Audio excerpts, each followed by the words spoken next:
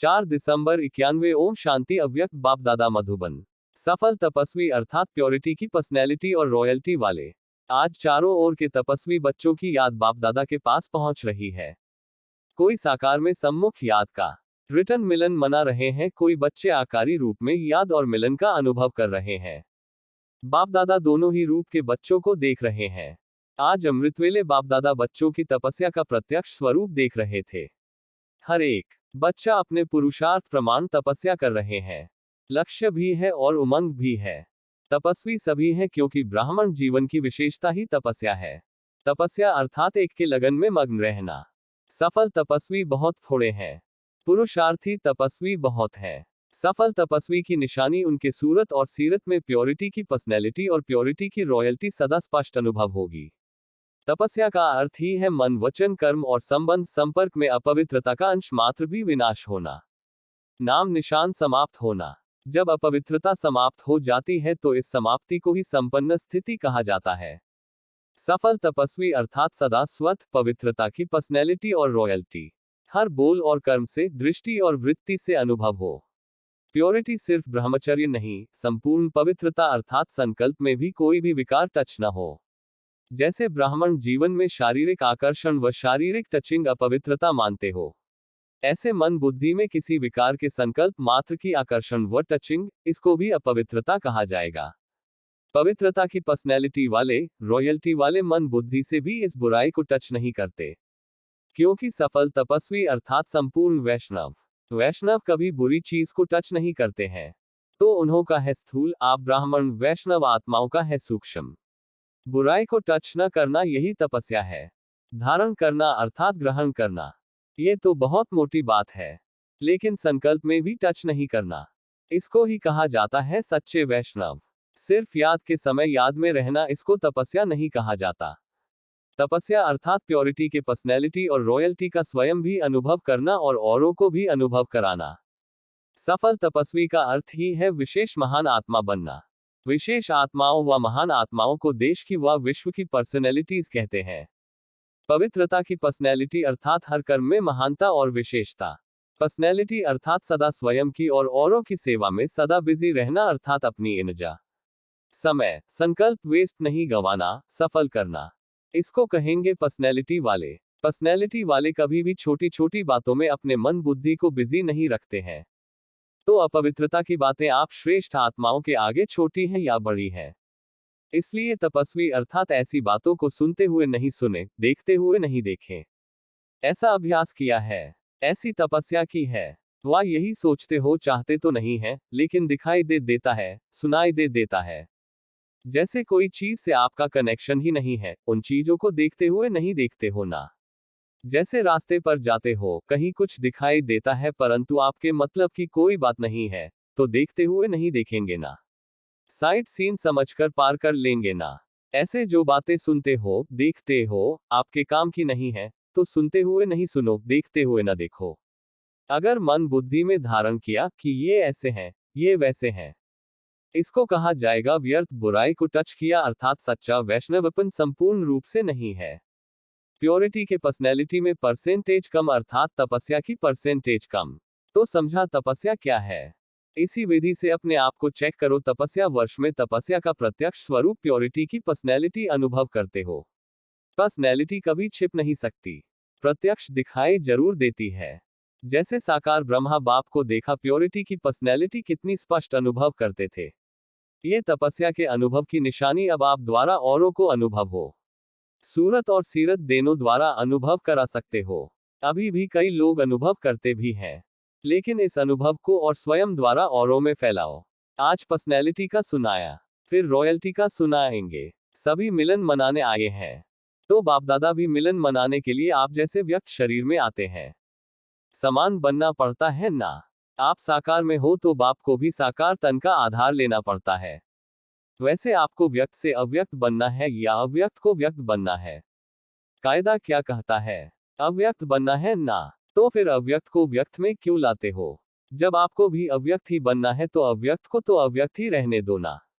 अव्यक्त मिलन के अनुभव को बढ़ाते चलो। अव्यक्त भी ड्रामा अनुसार व्यक्त में आने के लिए बांधे हुए हैं, लेकिन समय प्रमाण सरकमस्टांस प्रमाण अव्यक्त मिलन का अनुभव बहुत काम में आने वाला है। इसलिए इस अनुभव को इतना स्पष्ट और सहज करते जाओ, जो समय पर यह अव्यक्त मिलन साकार समान ही अनुभव हो। समझा? उस समय ऐसे नहीं कहना कि हमको तो अव्यक्त से व्यक्त में मिलने की आदत है, जैसा समय वैसे मिलन मना सकते हो। समझा? जो भी जहां से भी आए हो, इस समय सभी मधुबन निवासी हो, या अपने को महाराष्ट्र निवासी, उड़ीसा निवासी समझते हो। ओरिजिनल तो मधुबन निवासी हो। यह सेवा अर्थ भिन्न भिन्न स्थान पर गए हो, ब्राह्मण अर्थात मधुबन निवासी सेवा स्थान पर गए हो, इसीलिए सेवा स्थान को मेरा यही स्थान है, यह कभी भी नहीं समझना। कई बच्चे ऐसे कहते हैं, इसको चेंज करो, तो कहते हैं नहीं, हमको पंजाब में व उड़ीसा में ही भेजो। तो ओरिजिनल पंजाब उड़ीसा के हो व मधुबन के हो, फिर क्यों कहते हो हम पंजाब के हैं तो पंजाब में ही भेजो, गुजरात के हैं तो गुजरात में ही भेजो। चेंज होने में तैयार हो, टीचर सभी तैयार हो, किसी को कहाँ भी चेंज करें, तैयार है। देखो दादी सभी को सर्टिफिकेट नाका दे रही है। अच्छा, यह भी अप्रैल में करेंगे। जो चेंज होने के लिए तैयार हो वही मिलने आवे। सेंटर पर जाकर सोचेंगे, यदि नहीं रहेंगे कि इसका क्या होगा, मेरा क्या होगा। प्रश्नवाचक चिन्ह। थोड़ा बहुत कुछ किनारा भी करेगी। बाप दादा से तपस्या की प्राइज लेने चाहते हो और बाप दादा को तपस्या की प्राइज देने भी चाहते हो, या सिर्फ लेने चाहते हो? सभी सेंटर से सरेंडर होकर आना। नए मकान में आ सकती है क्या? मेहनत करके बनाया है ना, जहां मेरापन है वहां तपस्या किसको कहा जाएगा? तपस्या अर्थात तेरा और तपस्या भंग होना माना मेरा। समझा? ये तो सब छोटी छोटी टीचर्स हैं, कहेंगी हर्जा नहीं, यहां से वहां हो जाएंगी। बड़ों को थोड़ा सोचना पड़ता। अच्छा, जो सेंटर पर आने वाले हैं वो भी सोचते होंगे हमारी टीचर चली जाएगी, आप सभी भी एवर रेडी हो। कोई भी कहां भी चली जाए, वह कहेंगे हमको तो यही टीचर चाहिए। जो समझते हैं कि कोई भी टीचर मिले उसमें राजी है वह हाथ उठावे। कोई भी टीचर मिले, बाप दादा जिम्मेवार है, दादी दीदी जिम्मेवार है, वह हाथ उठाएं। अभी ये टी वी में तो निकाला है ना, सभी के फोटो टी वी में निकाल लो, फिर देखेंगे। अंतिम पेपर का क्वेश्चन ही यह आना है, नष्टोमोह स्मृति स्वरूप। तो अंतिम पेपर के लिए तो सभी तैयार होना ही है। रिहर्सल करेंगे ना, जोन हेड को भी चेंज करेंगे, पांडवों को भी चेंज करेंगे। आपका है ही क्या, बाप दादा ने दिया और बाप दादा ने लिया। अच्छा, सभी एवर रेडी हैं, इसलिए अभी सिर्फ हाथ उठाने की मुबारक हो। चारों ओर के सफल तपस्वी आत्माओं को, सदा प्योरिटी के पर्सनैलिटी में रहने वाली, सदा प्योरिटी के रॉयल्टी में रहने वाली, सदा सच्चे संपूर्ण वैष्णव आत्माएं, सदा समय प्रमाण स्वयं को परिवर्तन करने वाले विश्व परिवर्तक, ऐसे सदा योगी, सहज योगी, स्वत योगी महान आत्माओं को बाप दादा का याद प्यार और नमस्ते। पार्टियों से मुलाकात। एक, सभी तपस्वी आत्माएं हैं, ऐसे अनुभव करते हो। तपस्या अर्थात एक बाप दूसरा न कोई, ऐसे है या दूसरा कोई है, अभी भी कोई है, कोई व्यक्ति या कोई वैभव, एक के सिवाय और कोई नहीं, या थोड़ा थोड़ा लगाव है। निमित्त बनकर सेवा करना वह और बात है, लेकिन लगाव जहां भी होगा, चाहे व्यक्ति में चाहे वैभव में, तो लगाव की निशानी है, वहां बुद्धि जरूर जाएगी, मन भागेगा जरूर। तो चेक करो कि सारे दिन में मन और बुद्धि कहां कहां भागती है, सिवाय बाप और सेवा के, और कहां तो मन बुद्धि नहीं जाती। अगर जाती है तो लगाव है। अगर व्यवहार भी करते हो, जो भी करते हो, वो भी ट्रस्टी बनकर, मेरा नहीं तेरा, मेरा काम है, मुझे ही देखना पड़ता है, मेरी जिम्मेवारी है। ऐसे कहते हो कभी, क्या करें, मेरी जिम्मेवारी है ना, निभाना पड़ता है ना, करना पड़ता है ना, कहते हो कभी। या तेरा तेरे अर्पण, मेरा कहां से आया, तो यह बोल भी नहीं बोल सकते हो। मुझे ही देखना पड़ता है, मुझे ही करना पड़ता है, मेरा ही है, निभाना ही पड़ेगा। मेरा कहा और बोझ हुआ, बाप का है, बाप करेगा, मैं निमित्त हूं तो हल्के बोझ उठाने की आदत तो नहीं है। 63 जन्म बोझ उठाया ना। कईयों की आदत होती है बोझ उठाने की, बोझ उठाने बिना रह नहीं सकते, आदत से मजबूर हो जाते हैं। मेरा मानना माना बोझ उठाना। समझा?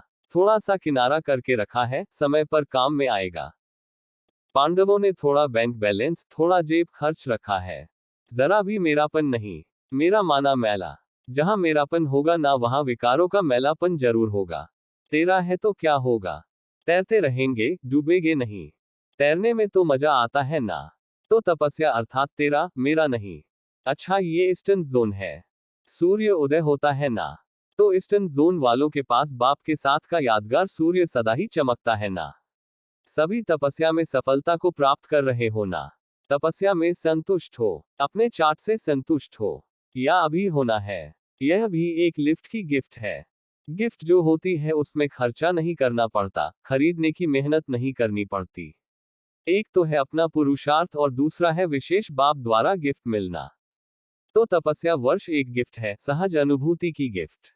जितना जो करना चाहे कर सकता है। मेहनत कम, निमित्त मात्र और प्राप्ति ज्यादा कर सकते हैं। अभी भी समय है, वर्ष पूरा नहीं हुआ है। अभी भी जो लेने चाहो ले सकते हो। इसलिए सफलता का सूर्य इष्ट में जगाओ। सदा सभी खुश हैं या कभी कभी कुछ बातें होती तो नाखुश भी होते हो। खुशी बढ़ती जाती है, कम तो नहीं होती है। माया जीत हो या माया रंग दिखा देती है। वह कितना भी रंग दिखाए, मैं मायापति हूँ। माया रचना है, मैं मास्टर रचयिता हूँ। तो खेल देखो लेकिन खेल में हार नहीं खाओ। कितना भी माया अनेक प्रकार का खेल दिखाए, आप देखने वाले मनोरंजन समझकर देखो। देखते देखते हार नहीं जाओ। साक्षी होकर के, न्यारे होकर के देखते चलो। सभी तपस्या में आगे बढ़ने वाले, गिफ्ट लेने वाले हो। सेवा अच्छी हो रही है। स्वयं के पुरुषार्थ में उड़ रहे हैं और सेवा में भी उड़ रहे हैं। सभी फर्स्ट हैं। सदा फर्स्ट रहना, सेकंड में नहीं आना। फर्स्ट रहेंगे तो सूर्यवंशी बनेंगे, सेकंड बने तो चंद्रवंशी। फर्स्ट नंबर मायाजीत होंगे। कोई समस्या नहीं, कोई प्रॉब्लम नहीं, कोई क्वेश्चन नहीं, कोई कमजोरी नहीं। फर्स्ट नंबर अर्थात फास्ट पुरुषार्थ। जिसका फास्ट पुरुषार्थ है वो पीछे नहीं हो सकता। सदा साक्षी और सदा बाप के साथी, यही याद रखना। दो, सदा अपने को सहजयोगी, सहज ज्ञानी समझते हो। सहज है या मेहनत है। जब माया बड़े रूप में आती है तो मुश्किल नहीं लगता। मधुबन में बैठे हो तो सहज है, वहां प्रवृत्ति में रहते जब माया आती है फिर मुश्किल लगता है। कभी कभी क्यों लगता है, उसका कारण। मार्ग कभी मुश्किल कभी सहज है, ऐसे नहीं कहेंगे। मार्ग सदा सहज है, लेकिन आप कमजोर हो जाते हो इसीलिए सहज भी मुश्किल लगता है। कमजोर के लिए कोई छोटा सा भी कार्य भी मुश्किल लगता है। अपनी कमजोरी मुश्किल बना देती है, बाकी मुश्किल है नहीं। कमजोर क्यों होते हैं? क्योंकि कोई न कोई विकारों के संग दोष में आ जाते हैं। सत का संग किनारे हो जाता है और दूसरा संग दोष लग जाता है। इसलिए भक्ति में भी कहते हैं कि सदा सत्संग में रहो। सत्संग अर्थात सद्बाप के संग में रहना। तो आप सदा सत्संग में रहते हो या और संग में भी चक्कर लगाते हो। सत्संग की कितनी महिमा है। और आप सबके लिए सद्बाप का संग अति सहज है। क्योंकि समीप का संबंध है। सबसे समीप संबंध है बाप और बच्चे का। यह संबंध सहज भी है और साथ साथ प्राप्ति कराने वाला भी है। तो आप सभी सदा सत्संग में रहने वाले सहज योगी, सहज ज्ञानी है।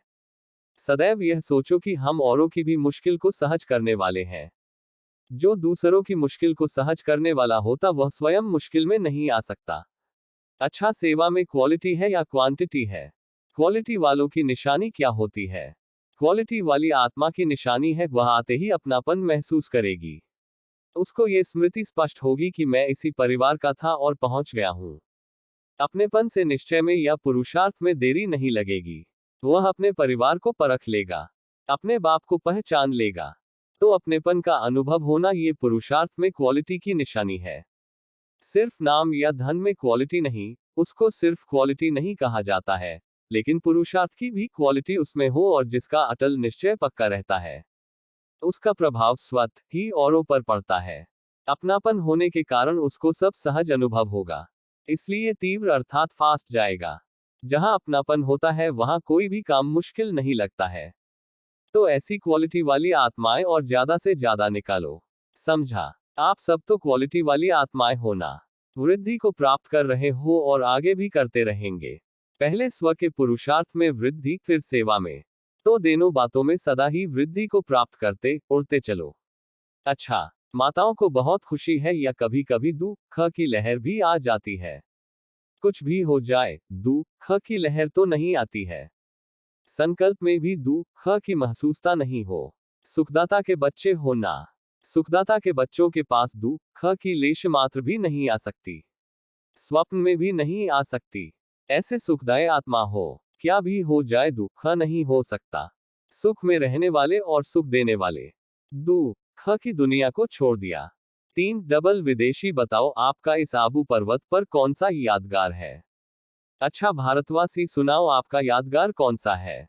अच्छा भारतवासियों का यादगार अचलगढ़ है और डबल विदेशियों का यादगार दिलवाला है। या दोनों ही यादगार दोनों के हैं। अचलगढ़ कौन बन सकता है। जिसने दिलाराम को अपना बना लिया वही अचल बन सकता है। इसलिए दोनों ही यादगार बहुत कायदे प्रमाण बने हुए हैं। अगर दिलवाला बाप को अपना नहीं बनाया तो अचल की बजाय हलचल होती है। कोई भी चीज में हलचल होती रहे तो वह टूट जाएगी और जो अचल होगी वो सदा कायम रहेगी। तो सदैव ये स्मृति में रखो कि हम दिलवाला बाप को दिल देने वाली अचल आत्माएं हैं। ये मेरा यादगार है, हर एक अनुभव करे। ऐसे नहीं ये ब्रह्मा बाप का या महारथियों का है। नहीं, मेरा यादगार है। देखो ड्रामानुसार अपने यादगार स्थान पर ही पहुंच गए। नहीं तो पाकिस्तान से आबू में आना यह तो स्वप्न में भी नहीं आ सकता था। लेकिन ड्रामा में यादगार यही था तो कैसे पहुंच गए हैं। अपने ही यादगार को देख हर्षित होते रहते हो। अचल रहना कोई मुश्किल बात नहीं है। कोई भी चीज को हिलाते रहो तो मेहनत भी और मुश्किल भी। सीधा रख दो तो वह सहज है। ऐसे ही मन बुद्धि द्वारा हलचल में आना कितना मुश्किल होता है और मन बुद्धि एकाग्र हो जाती है तो कितना सहज होता है। अभी हलचल में आना पसंद ही नहीं करेंगे। अच्छा नहीं लगेगा। आधा कल्प हलचल में आते थक गए। तन की भी हलचल, मन की भी हलचल, धन की भी हलचल। तन से भी भटकते रहे। कभी किस मंदिर में, कभी किस यात्रा पर तो कभी किस यात्रा पर और मन परेशानियों में हलचल में आते रहा और धन में तो देखो कभी लखपति तो कभी कखपति। तो अनेक जन्मों की हलचल का अनुभव होने के कारण अभी अचल अवस्था अति प्रिय लगती है। इसीलिए दूसरों के ऊपर रहम आता है। शुभ भावना, शुभ कामना उत्पन्न होती है कि ये भी अचल हो जाए। अचल स्थिति वालों का विशेष गुण होगा रहमदिल। सदा हर एक आत्मा के प्रति दातापन की भावना। ऐसे मास्टर दाता बने हो कि दूसरे को देखकर घृणा आती है, रहम आता है, दया भाव आता है, दातापन की स्मृति आती है। या क्यों क्या उत्पन्न है। आप सबका विशेष टाइटल है विश्व कल्याणकारी। जो विश्व कल्याणकारी है उसको हर आत्मा के प्रति कल्याण की भावना होगी। उसके अंदर स्वतः ही किसी आत्मा के प्रति भी घृणा भाव, द्वेष भाव, ईर्ष्या भाव या ग्लानि का भाव कभी उत्पन्न नहीं होगा। इसको कहा जाता है विश्व कल्याणकारी आत्मा। तो ऐसे हो, या कभी कभी दूसरे भाव भी आ जाते हैं। बस सदा कल्याण का भाव हो।